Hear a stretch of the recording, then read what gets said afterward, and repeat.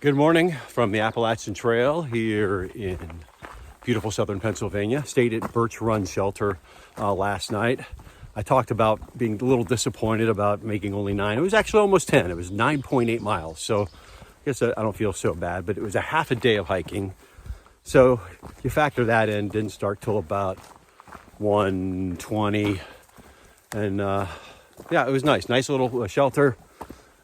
Some people there, a little loud, but no critter problems, which was good.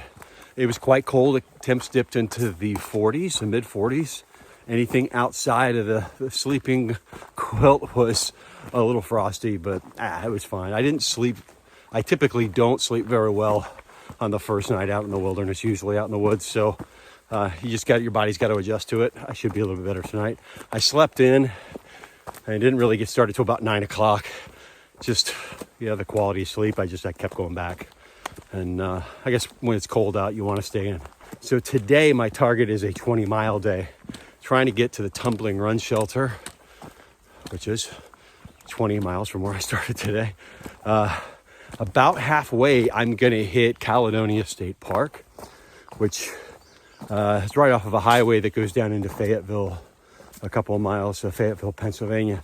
I would say 75 to 80% today is going to be straight or flat and or downhill. So a little bit of uphill to come out of the shelter. There'll be a little uphill coming out of Caledonia.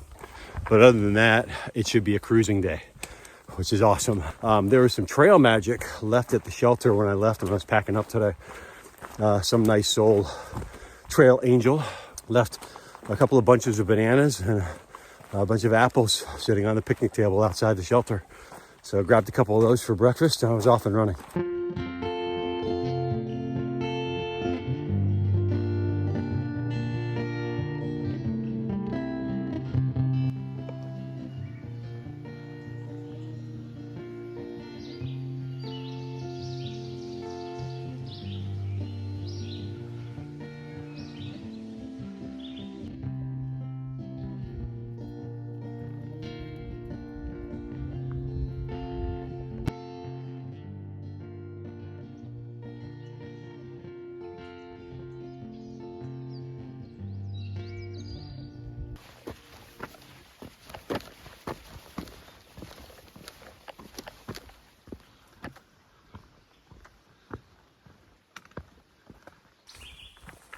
Hello, walking through the green tunnel.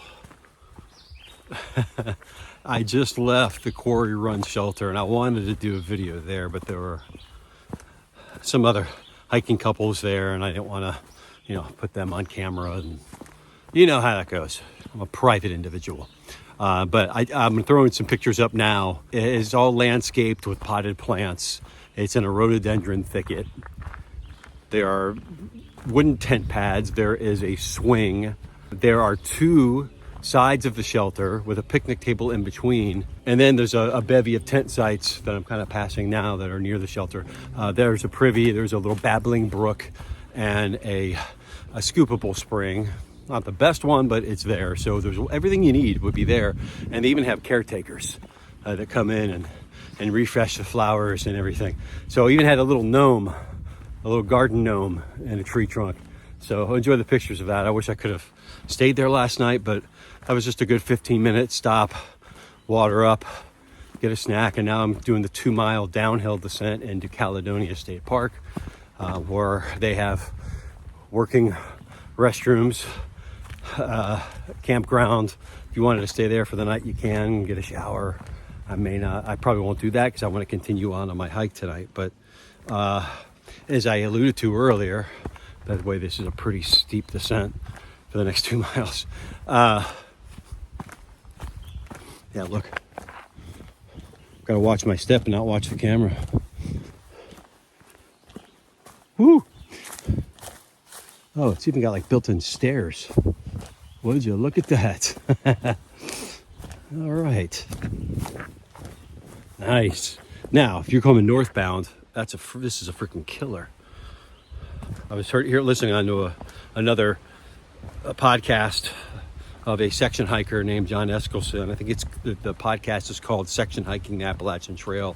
And he said he ran into a family in this section that was preparing to go to the Grand Canyon and do rim to rim. And to prepare them for the rim to rim was doing this little 2-mile section right past Caledonia State Park. So I'm expecting a steep descent here. But to continue on, right after Caledonia, you cross a road, and I can do a road walk about a little less than a quarter mile, and there's supposed to be a barbecue joint, 65 barbecue.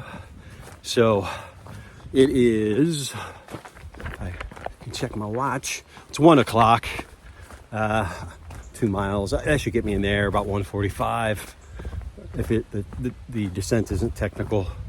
I'm going to stop and wash my face and everything beforehand, but so, okay, about 2. I'm hoping they still have barbecue left because I hear that they run out, and they say they have a sign that says sold out. So when you've been thinking about having a hearty meal after having just crap last night, I had one of those basically meals ready to eat, but not an MRE in the military sense, but it was one of those survival kit food. You just add water to it. There are backpacking meals that are pretty good. They're a little pricey. You can get some of them at Walmart, and I've used those. But I actually pulled some out of like a survival kit that we had for a hurricane. I'll just make these work. It's macaroni and cheese. How bad it could be? It sucked. It wasn't good at all. It was soupy and it was al dente to hell. It was not good. It tasted like cardboard, tasted old. So I'm not going to do that tonight, that's for sure. But if I can have a big hearty lunch, or as Big Poppy would say, and we all have a big lunch. We're gonna have mofongo? Provided it's not sold out. So I am ready, mentally prepared to say that it's sold out. If not, then hopefully it's not macaroni again tonight. All right, guys, I'm gonna continue on. I'll see you at Caledonia State Park.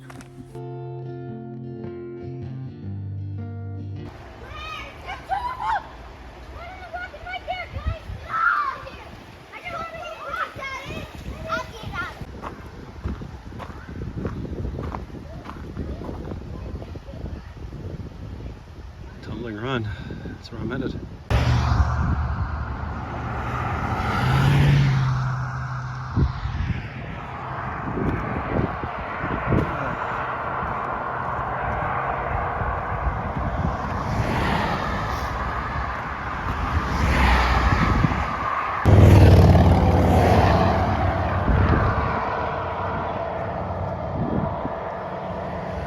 All right, that road was no joke. Cars flying at about 50 and 60 miles an hour, big trucks passing you by. It was a quarter-mile road walk down to the restaurant and back. So a harrowing experience because you're just, I hope these people see me. But I get down and I know this place by what it says on the Far Out app, which is a very popular app used by AT thru hikers, that this barbecue place is the bomb. However, they open at 11 and they say open to everything's sold out. So it's 11 till sold out. That's what it says on their sign up front. And I was just praying at 2 o'clock they weren't sold out. I walk up to the restaurant. I see the open neon sign and I'm like, great, good. But I tried to open the door and it was locked. But as I'm turning around to leave, the proprietor, kind of as he is coming back into the parking lot after dropping 2 thru hikers back off at the trail crossing, said, hold on. He went out back and then came through the front, opened the door. He said, I apologize. All I got left is pulled chicken. I got no sides. And I'm like, you know what? Pulled chicken sounds awesome. So I had that, bag of chips, a soda, and a Gatorade to bring with me.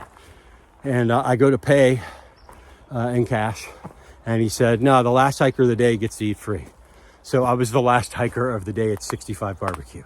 So if you ever get a chance to go, if you are a thru hiker or a section hiker, I'm about to go up this huge incline here. I can't talk as I walk up that because I'm full of barbecue.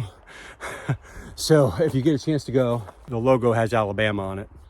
And the owner's from there, and it's Alabama style. Barbecue sauce is nice and spicy. It was good.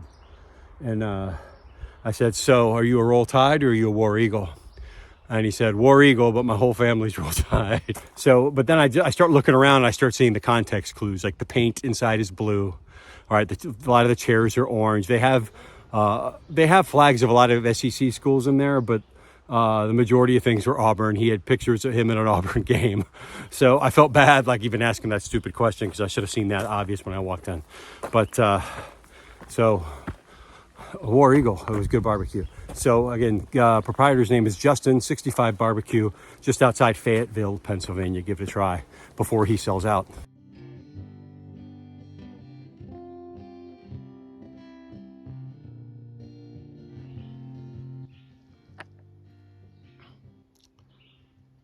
Oh boy.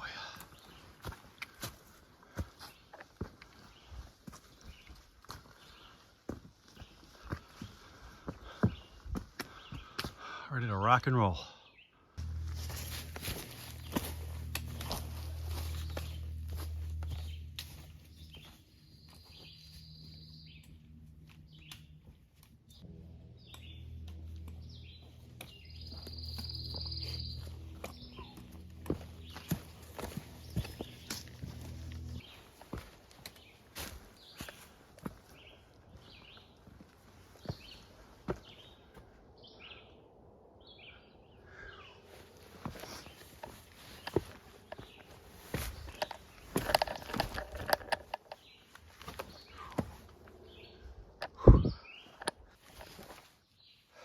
One wrong step, and I'm going home.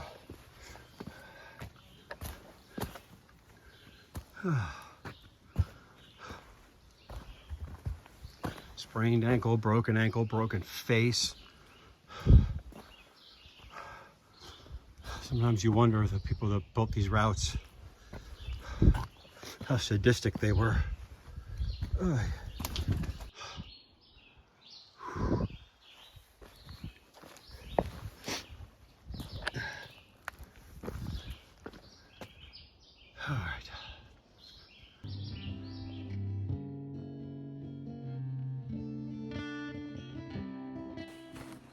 All right, an update. It's 6:08 p.m. here on Friday. Take these out here a little bit better. I've been listening to some podcasts. One in particular I like is part of the Hiking Radio Network, and it's called Mighty Blue on the Appalachian Trail. And this dude has hiked the Appalachian Trail twice northbound from Georgia to Maine. Above the age of 60, he's done it twice, and there must be like 300 episodes of this podcast, so I highly recommend checking that out a little bit if you're ever interested in doing something like this. He has guests, talks a little bit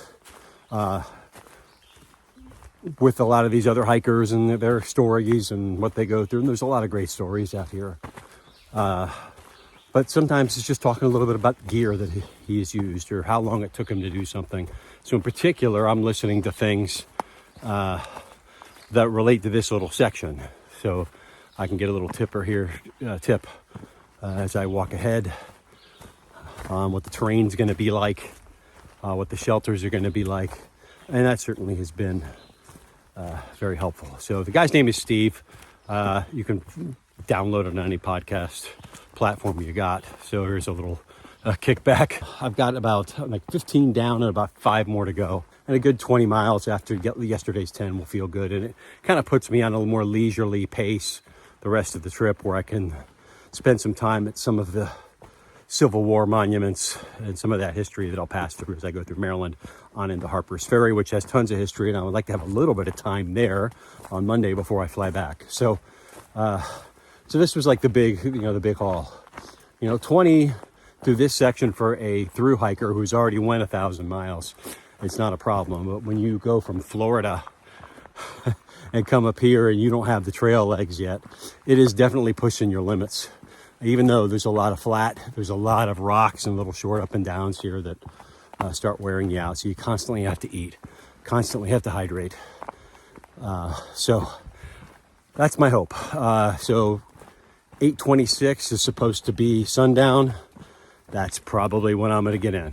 All right, so probably 8:15 to 8:30 is a window I'll just have to set my tent up, eat something quick, and turn in. But I feel it's important. I could have stopped at a shelter a couple miles back, but I'm feeling okay. A little tired, but I'll make it. It's really good, nice going here. It's gonna turn down pretty steeply in a minute, and then I got a big up. So that will probably take the last bit of my energy, and then another big down before I get to the shelter. So I'm hoping I make it.